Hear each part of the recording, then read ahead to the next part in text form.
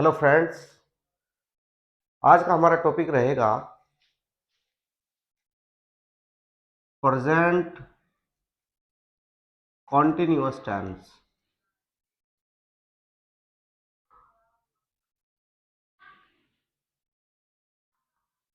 Present continuous tense friends, present continuous tense का मतलब देखिए, प्रेजेंट का मतलब वर्तमान, यानी जो वर्तमान में कार्य हो रहा है वो सभी प्रेजेंट टेंस के अंदर आता है। और इसके साथ जुड़ा है कॉन्टिन्यूअस। फ्रेंड्स, कॉन्टिन्यूअस का मतलब होता है जारी रहना। जब कोई कार्य वर्तमान काल में जारी रहने के बारे में बताता है, यानी कि वो लगातार कार्य चल रहा है, तब जब ये किसी टेंस से हमें पता लगता है तो वो होता है प्रेजेंट कॉन्टिन्यूअस टेंस। फ्रेंड्स, इसको हम इस टेंस के अंदर जो होता है, कार्य जारी रहता है, कार्य के जारी रहने का, कार्य के जारी रहने का, जारी रहने का पता चलता है। फ्रेंड्स, इस टेंस से हमें क्या पता चलता है कि कार्य जारी है, कार्य के जारी रहने का पता चलता है। और इसकी पहचान क्या होती है फ्रेंड्स? पहचान के अंदर जो होता है, जैसे रहा है, रहे हैं, रही है, रहा हूं आदि, ये शब्द जो है वाक्य के अंत में, जो हिंदी का वाक्य होगा उसके अंत में जुड़े हुए होंगे, क्रिया के अंत में। और इसकी एक पहचान क्या होती है? सॉरी, पहचान मतलब इस टेंस के अंदर जो होगा, कार्य जारी रहने का पता चलता है तथा कार्य जारी रहने का समय नहीं दिया गया होता, नहीं दिया गया होता। फ्रेंड्स, इस टेंस के अंदर जो कार्य जारी है उसका समय नहीं दिया गया होता, मतलब कार्य वर्तमान में जारी है, उसका समय नहीं दिया गया होता। किस प्रकार से? कि भाई, हम यदि कहते हैं कि वह सुबह से किताब पढ़ रहा है, वह सुबह से किताब पढ़ रहा है, तो इस सेंटेंस के अंदर कार्य जारी रहने का समय दिया गया हुआ है। लेकिन प्रेजेंट कॉन्टिन्यूअस टेंस के अंदर कार्य जारी रहने का समय नहीं दिया गया होता। यदि उस किसी कंटिन्यूअस टेंस के अंदर कार्य जारी रहने का समय दिया गया होता है तो फिर वो टेंस होता है friends present perfect continuous tense. Present छोड़िए, परफेक्ट कॉन्टिन्यूअस टेंस कहलाता है वो। जितने भी परफेक्ट कॉन्टिन्यूअस टेंस होते हैं उनमें सब में कार्य जारी रहने का समय दिया गया होता है, लेकिन जो कॉन्टिन्यूअस टेंस होता है उसके अंदर समय नहीं दिया गया होता फ्रेंड्स। तो यहाँ पर इस चीज का आप ध्यान रखेंगे, यदि समय दिया गया होगा तो परफेक्ट कॉन्टिन्यूअस होगा, समय नहीं दिया गया है तो कॉन्टिन्यूअस टेंस। ओके, अब यहाँ पर हम प्रेजेंट कॉन्टिन्यूअस टेंस, इसका समय नहीं दिया गया होता, इसलिए ये क्या कहलाता है फ्रेंड्स? इसको हम प्रेजेंट इम्परफेक्ट भी बोलते हैं, इम्परफेक्ट टेंस या प्रेजेंट प्रोग्रेसिव, प्रोग्रेसिव टेंस भी फ्रेंड्स हम इसको बोलते हैं। तो ये ध्यान रखना है आपको। अब हम चलते हैं rules of translation, rules of translation. बहुत ही सीधा सिंपल सा टेंस है। इसकी ट्रांसलेशन लगभग सभी टेंसेस के अंदर सबसे आसान पड़ती है। जो कॉन्टिन्यूअस टेंस होता है सभी टेंसेस के अंदर इसकी ट्रांसलेशन सबसे आसान होती है। ध्यान रखिए, जो कॉमन रहेगी वो रहेगी आई के साथ एम तथा यू वी दे तथा यू वी दे या प्लूरल सब्जेक्ट के साथ, प्लूरल सब्जेक्ट के साथ आर वह, ही सी इट या सिंगुलर सब्जेक्ट के साथ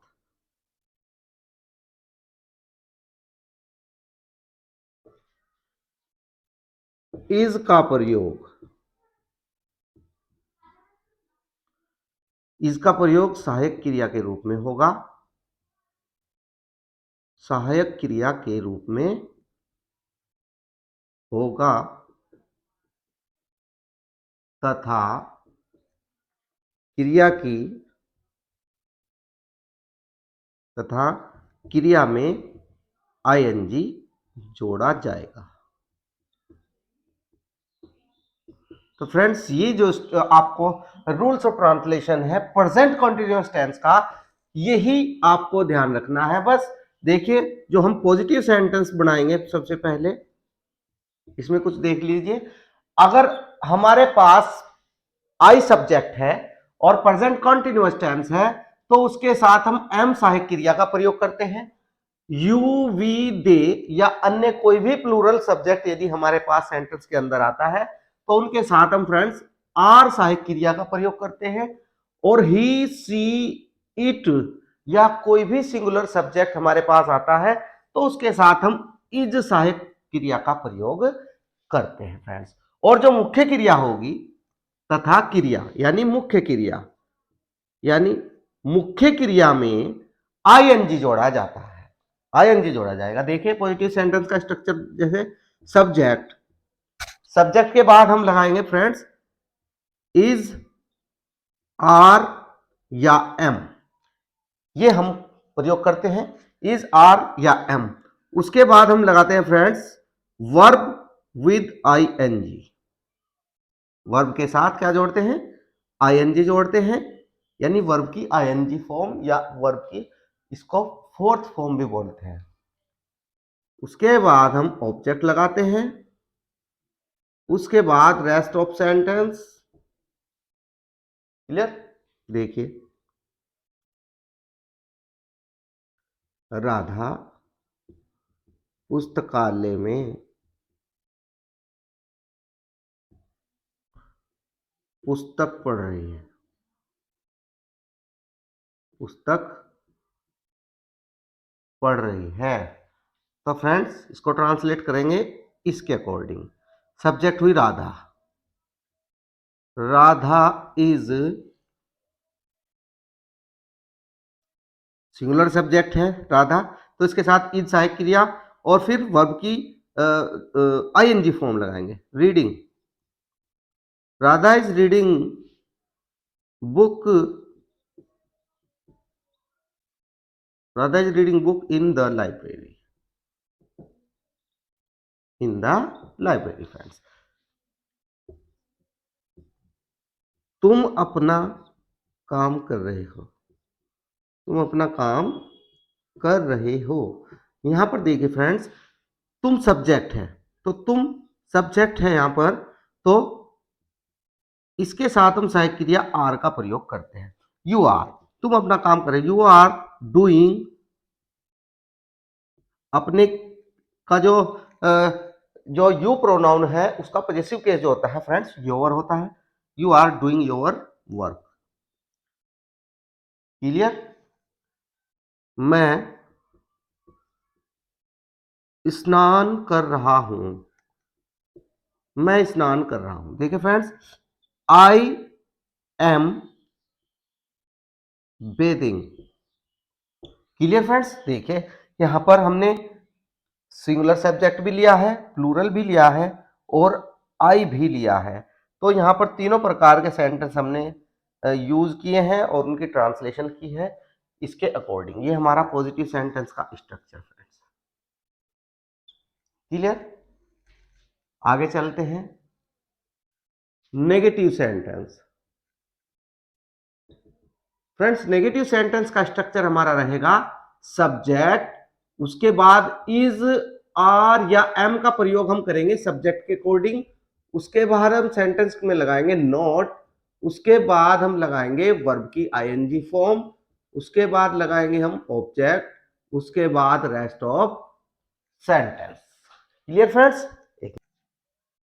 इसके बाद रेस्ट ऑफ सेंटेंस। देखिए, राधा पुस्तक नहीं पढ़ रही है। तो फ्रेंड्स यहां पर हमें केवल सब्जेक्ट देखना है। सब्जेक्ट सबसे पहले हमें सब्जेक्ट सेंटेंस के अंदर देखना है कि सिंगुलर है या प्लूरल है। सब्जेक्ट क्या है हमारा? राधा।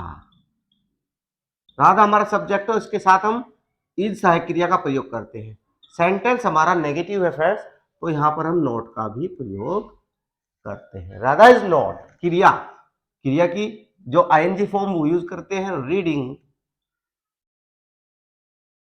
A book. राधा पुस्तक नहीं पढ़ रही है। तो फ्रेंड्स ये हुआ हमारा प्रेजेंट कॉन्टिन्यूअस टेंस का नेगेटिव सेंटेंस। तो ये इसका स्ट्रक्चर आपको ध्यान रखना है।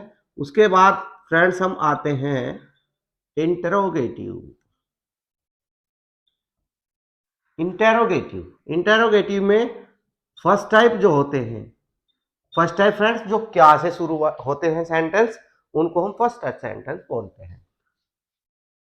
इसका स्ट्रक्चर रहेगा, पहले हम इज, आर या एम, जो भी सब्जेक्ट हमारा होगा उस सब्जेक्ट के अकॉर्डिंग हम सबसे पहले इज, आर या एम का प्रयोग करेंगे सेंटेंस के अंदर। उसके बाद हम सब्जेक्ट का प्रयोग करेंगे फ्रेंड्स।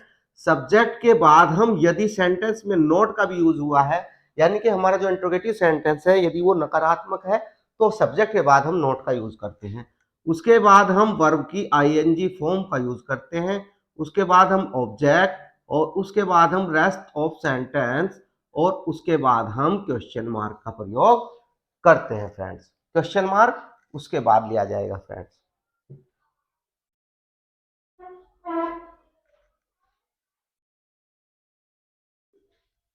देखिए एग्जांपल लेंगे इसका। ये हमारा फर्स्ट टाइप इंट्रोगेटिव सेंटेंस है।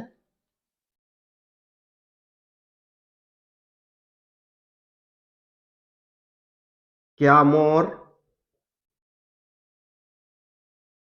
छत पर नाच रहा है? ये हमारा हुआ एग्जाम्पल। इसको ट्रांसलेट करते हैं इसके अकॉर्डिंग। हमारा सब्जेक्ट है मोर, तो मोर फ्रेंड्स होता है सिंगुलर, तो सिंगुलर के साथ हम सबसे पहले इज सहायक क्रिया का प्रयोग करेंगे। Is the peacock. अब नोट का, ये नेगेटिव सेंटेंस नहीं है तो नोट को छोड़ दीजिए। अब उसके बाद आती है वर्ब, डांसिंग।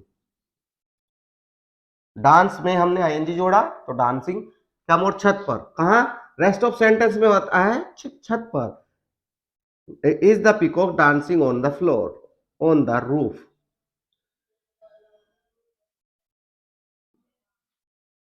Clear friends? देखिए अब आते हैं हम second type interrogative. Second type friends, second type का स्ट्रक्चर हमारा रहेगा, सबसे पहले हम जोड़ते हैं क्वेश्चन वर्ड। क्वेश्चन वर्ड के बाद तुरंत हम लगाएंगे इसमें इज, आर या एम। उसके बाद सब्जेक्ट, सब्जेक्ट के बाद यदि नोट भी है तो नोट का प्रयोग करेंगे। उसके बाद वर्ब की आईएनजी फॉर्म, उसके बाद हम ऑब्जेक्ट का यूज करते हैं, उसके बाद रेस्ट ऑफ सेंटेंस, और उसके बाद इंट्रोगेशन मार्क। एग्जाम्पल देखते हैं फ्रेंड्स। यह लड़का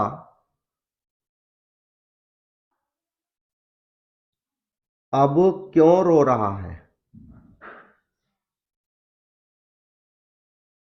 तो फ्रेंड्स देखिए, हम सबसे पहले क्वेश्चन वर्ड का इस्तेमाल करते हैं। क्वेश्चन वर्ड हमारा इसके अंदर यूज हुआ है क्यों, तो क्योंकि होती है वाई। उसके बाद इज, आर, एम सब्जेक्ट के अकॉर्डिंग। सब्जेक्ट हमारा है यह लड़का, तो यह लड़का जो है एक वचन है तो इसके साथ हम इज का यूज करते हैं। वाई इज, सब्जेक्ट हुआ हमारा लड़का, यह लड़का। This boy, subject not. इसमें भी नहीं का प्रयोग नहीं हुआ है सेंटेंस के अंदर, तो हम नॉट को छोड़ देंगे। Why is this boy weeping, क्यों रो रहा है। अब जो समय है या अदर वर्ड्स होते हैं वो रेस्ट ऑफ सेंटेंस के अंदर आते हैं, तो सब ऑब्जेक्ट के बाद लगाए जाते हैं। लेकिन वीपिंग ऐसी क्रिया है जिसके साथ ऑब्जेक्ट का प्रयोग नहीं किया जाता, यानी कि इंट्रांसिटिव वर्ब वीपिंग होती है, इसके साथ कोई ऑब्जेक्ट यूज नहीं होता। तो अब नाउ क्लियर फ्रेंड्स। तुम्हें कौन बुला रहा है,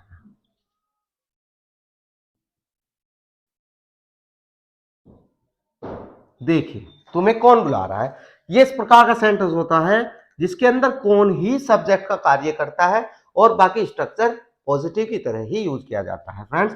तो कौन, हु इज, अब देखिए हु जो है वो सब्जेक्ट है, और सब्जेक्ट की जब हमें सिंगुलर या प्लूरल यानी नंबर का पता नहीं होता तो हम उसको सिंगुलर ही लेकर चलते हैं। तो who is calling you, you इसके अंदर ऑब्जेक्ट है, तुम्हें कौन बुला रहा है, तो तुम्हें बुला रहा है, तुम ऑब्जेक्ट हुए, जो बुला रहा है वो सब्जेक्ट हुआ। तो कौन बुला रहा है, कौन सब्जेक्ट है। तो फ्रेंड्स यहां पर ये हमारा हुआ प्रेजेंट कंटिन्यूअस टेंस। फ्रेंड्स इसी प्रकार से हमारा अगला टेंस है पास्ट कंटिन्यूअस टेंस, वो हम आपको अगली वीडियो में बताएंगे। तब तक के लिए आप इंतजार करें और चैनल से जुड़े रहें। वीडियो अच्छी लगी हो तो लाइक शेयर कमेंट करें और चैनल को सब्सक्राइब करें। धन्यवाद, थैंक यू।